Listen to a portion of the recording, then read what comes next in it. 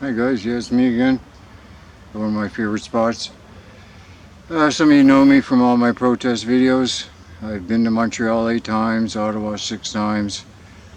I got over 2,000 videos on multiple platforms, 3 YouTube channels, BitChute, Rumble, Odyssey.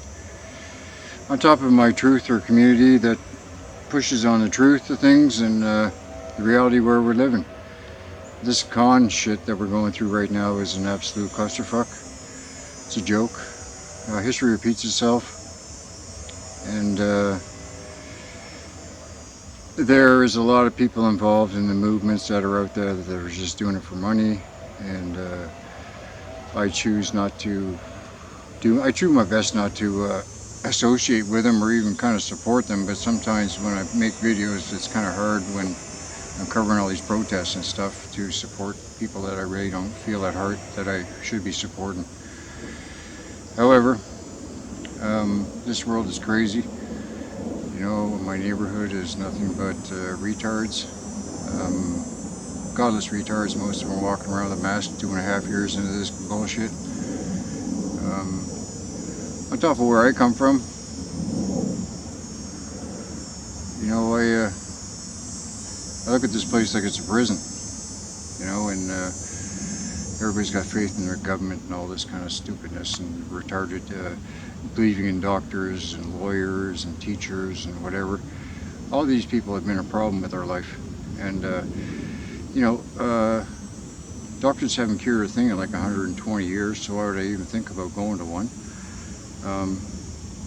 Lawyers work for the bar, so they don't work for you, they work for the crown, and so that's another liar or lawyer. Etymology is all over the place with that stuff, legalese, and you know, this place has been totally designed to break down. It's a fear-based rock, what do you want to call this place, realm, and everybody's living in fear, and it's nothing but fear. And I kind of like what a lot of the conscious people have been talking about, because I've had to learn how to walk 5 times since I came into this game, and I've been in a coma. I've been on the edge of death several times, motorcycle crashes, everything. Yeah, I used to do a lot of hallucinogenics when I was a kid. You know, 13, 14, 15, 16, those kind of years back in the 70s. I was born in the middle of July 1962. My father says I was conceived on Halloween, believe that or not, after they got home from taking my older brother out. Then my mother died in 1972. Well, she got cancer in late 72, died in March of 1973. She lasted about 6 months with the treatment, if you know what I'm talking about. And basically she didn't last long, and ever since then I've been off the reserve and looking at this place like it's one big zoo. I never did good in school. Spent 5 years in high school, got 1 credit, machine shop, 51%. Bill Brown gave me a pass on that. I sold drugs for my entire career at high school, and you know, just pardon me, bugs. Yeah, I did everything the wrong way, and I didn't get with the system since day one. Ever since my mother passed away, that was it. I've been working on the other side of the fence ever since, and I do my best to help out people, mankind in general, and try and spread truth about this place. I think it's a soul farm, to be honest with you, because you know, I've been looking at a lot of the research in regards to our consciousness, and I see you know, the AJ prison planet. You know, we can't even, if people believe in a space program, they've lost the whole narrative. They are the space program. Anyway, this is a world of lies put on by the best liars, and it's so easy to lie to mankind. They are so gullible. They will fall for anything. As long as you put it on that boob tube, they're going for it. And that's why I've known the television in over 10 years, maybe even closer to 15. I haven't known the cell phone in 5 years, so it's kind of hard to track and trace this guy. I enjoy getting out in the woods. I'm a little bit of a mountain climber. I'm a mountain goat. I've been called that several times before because I'm always climbing hills and stuff at my age. I'm 60 years old. I feel like I'm 15 on a good day, but mentally, physically, I feel like I got run over by a truck. You know, my left hip bone is in my right femur and broke both my femurs, my tibia, my pelvis, my left arm. I've been through it, and basically I'm a tattoo Frankenstein that's had to deal with drug addictions and everything. I was on 300 milliliters of methadone for a couple of years there, which now they give you methadose, which is probably even worse. Well, I know it is. But I got off that. Apparently it's an unachievable accomplishment, but I'm kind of like that. I've quit doing drugs for 20 years. And I had a relapse when shortly after my son was born. All my businesses were coming to a collapse, and I was going through just mental mayhem. And I got in another accident, and then I started taking Firanol for headaches, and that woke the dragon, and then it went from Firanol to a $2,000 a day habit again, or thereabouts, you know, with expenses and all that kind of stuff. Well, it's probably not as much as it was back in the day, because I was on coke and heroin back in the day, and that was an expensive lifestyle. But yeah, so then I ended up having to basically regroup myself and learn how to walk again. That was a mess. It's kind of weird because I was having these like coma dreams and stuff, and I was a fighter pilot in North Africa, and I was a prisoner of war because I was wounded. And I was also in the U.S. military in Georgia, and I had this black sergeant that wore one of those crazy hats, you know, and I was a pilot there too. That I was crazy, and I was in these basement of what seemed to be old buildings and stuff, and then I was being told I shouldn't be here and I better get out of here by these little dwarf kind of guys, and they kind of showed me the way out. And then very shortly after that, I started transferring from the hospital that I was in, which was a QE2 in Halifax, to the Victoria General in Halifax, and then I was going over to the Dartmouth High School, where I was in a classroom where I was in my hospital bed, and I had a nurse that was beside my bed, very pretty, and I kind of thought she was attractive, and I kept going back and forth from the hospital I was in to this Dartmouth High School. And then the biggest thing about all this was you could see everything that was like just like as real as I'm seeing things today in this reality, but I couldn't touch anything because there was no feel, there was no, it's like I was a ghost. There was everything you want, it just went right through everything, and it was like, it was kind of very lonely, and I couldn't really communicate with this woman that was there apparently. Well, I tried to, but it was kind of weird. And I remember every night they were taking me down to the basement of the hospital, and they were doing weird shit on my head. And I talked to when I came out of the coma, they read me my last rites twice. My family flew in from Toronto to unplug the machine, and then when they showed up, my older brother Glenn, he says, Tom, if you can hear me, wiggle your fingers or something, or wiggle my toes. And I guess I did. And so then they all looked at each other and said, well, maybe this guy's not ready to go. Anyway, I guess it was very shortly after that I started coming out of it. And what a mess. It's like almost as bad as when I broke both my legs. Because you can't walk, you can't do nothing. It's like your legs are just... Anyway. So then I came back to Toronto and got my shit together. Because it was in tough shape, man. I mean, tried to relocate my family back here, but then things didn't work out. And then they went back to Nova Scotia. And I stayed here trying to find gainful employment. I'm a drywaller, a truck driver, I do everything. I've done everything in my day, framed houses, framed steel work and buildings. Yeah, you know, I'm a physical labor kind of guy, and I don't mind getting my hands dirty. You know, just sitting behind a desk. Sorry, man, the mosquitoes are out here. Yeah, I don't do that very much, right? Even when I had my own businesses, I was in the truck with the boys half the time and doing my thing. But anyway, back to what I was getting at. This is some crazy illusion that we're living in. I like what the Native North Americans are saying, that we live in kind of a dream state. And I tell you, when I was young, I did a lot of LSD and peyote and mushrooms, and this is how I made a lot of money and stuff in my high school days, and on top of the cocaine and other stuff that came across more later in my teens. And mind you, I banged speed the first time I was 14, but that was just, I only did that for about a month. And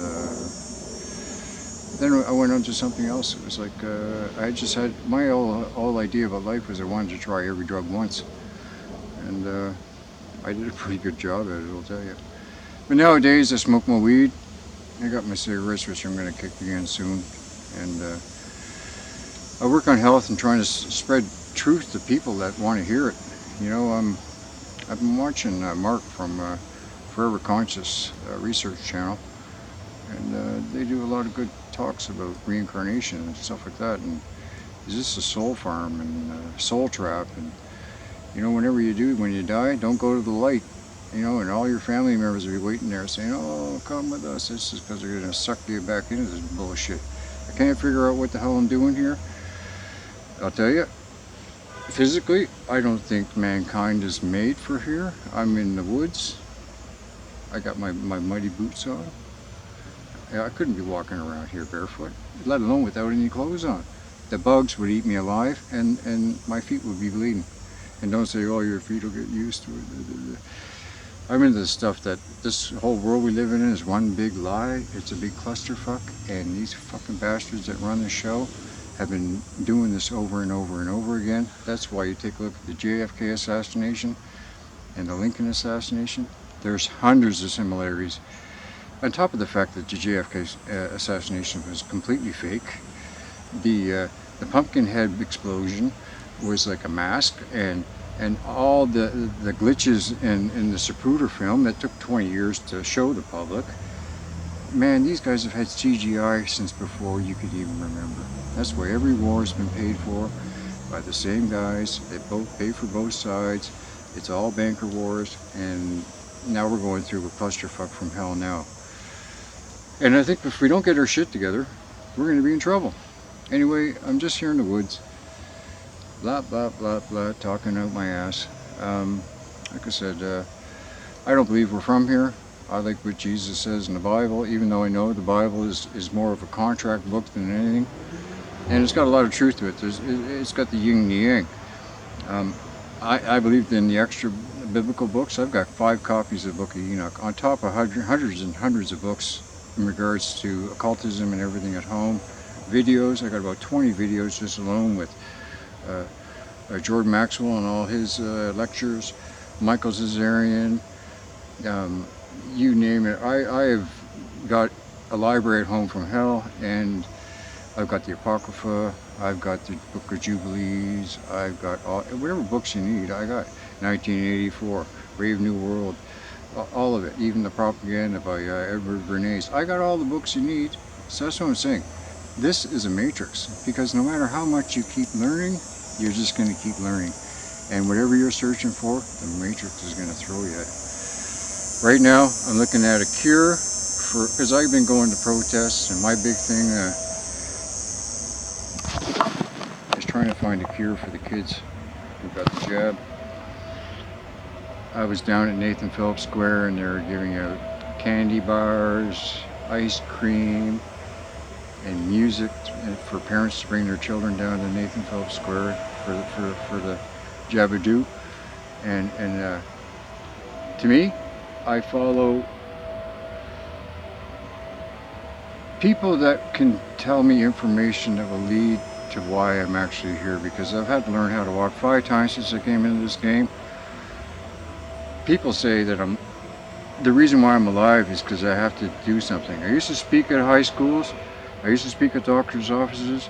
I spoke at colleges, universities. I spoke at 600-800 kids at a time. You can still see me here. Anyway, And that's why I've never spoken at one of these um, freedom protests, because I don't want to put my name on any of these grifters or people making money off of freedom. They're not even talking about truth. They're not coming up with any answers or resolution. It's just as long as you hit the donate button on the way out the door, they're cool with me, man. That's bullshit. This freedom fighting has cost me thousands. I bought over 75 flags at $25 a piece to support freedom for the North, Queen's Park North thing. But I'm not going to go down there and set up 75 flags from all around the world for a bunch of people who are going to try and make money off it. Right? I did that once a couple months ago, and they had 5 fucking politicians speaking on the dance card, and one of them didn't even show up. This was the 6th one. Then they got these lawyers and doctors. Doctors aren't even coming to Queen's Park now because we talk about God there. Lawyers are nothing but goddamn pukes. Doctors haven't cured a fucking thing in over 100 years.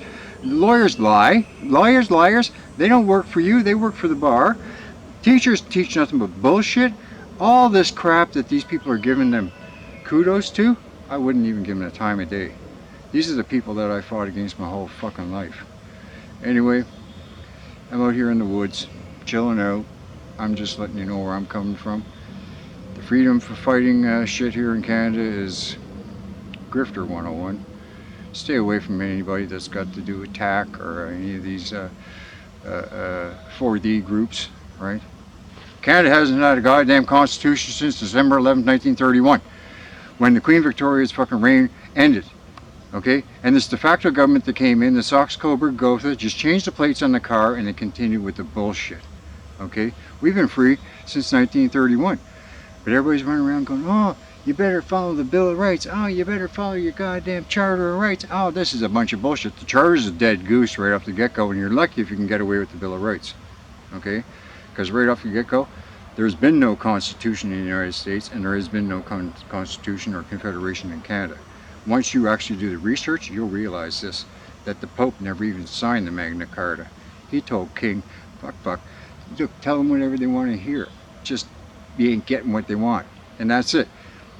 I got videos on my channel about all this stuff you want to hear.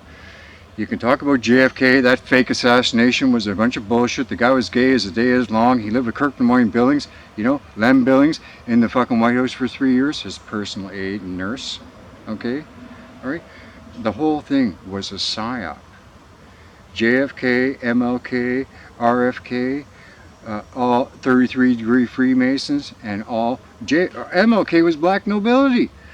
Robert F. Kennedy, he basically bought the fucking farm when he realized his brother probably did actually die of Addison's, and that's when the fake Robert F. Kennedy went to go live with Kirk Lemoyne Billings, because that's when Mrs. Kennedy said, well, my husband's out of the game now, so you can get lost, kid. You're not even our kid. So they kicked him out, and he went to go live with Kirk Lemoyne Billings. Oh, Billings, by the way, Kirk Lemoyne Billings, Lem Billings, apparently is a descendant of George Washington. All these buggers are related. God bless you, everybody. I hope you're not believing in the lies out there.